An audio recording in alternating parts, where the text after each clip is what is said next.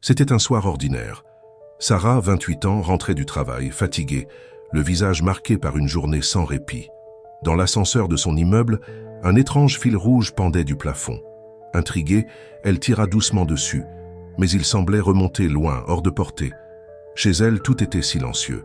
Son compagnon, Hugo, n'était pas encore rentré. Elle posa son sac, alluma une lampe et sentit une drôle de tension, comme si l'air était devenu plus lourd, chargé d'un murmure invisible. À minuit, toujours sans nouvelles d'Hugo, elle retourna à l'ascenseur. Le fil rouge était toujours là, oscillant légèrement, comme s'il respirait. Un frisson remonta le long de son échine. Elle décida de le suivre. Elle tira, marcha, tira encore. Le fil semblait infini, traversant l'immeuble, grimpant les étages, s'enroulant autour des rampes, glissant sous les portes. Sarah le suivait, hypnotisée, le cœur battant à tout rompre. À chaque pas, les lumières vacillaient, des ombres fugaces dansaient contre les murs. Enfin, elle arriva devant l'appartement 7B. Un appartement qu'on disait vide depuis des années. Pourtant, le fil rouge y disparaissait sous la porte entr'ouverte. Sarah tendit la main, hésita, puis poussa doucement.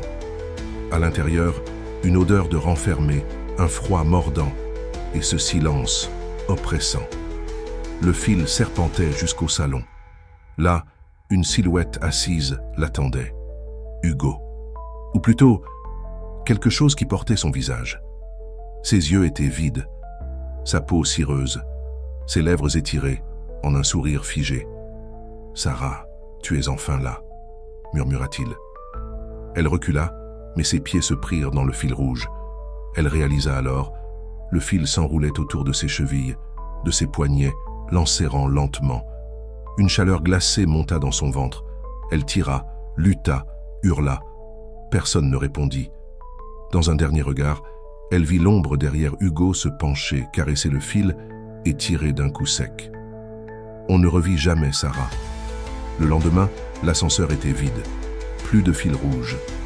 Juste un écho étrange quand on passait devant l'appartement 7B. Un murmure presque imperceptible. À qui le tour ?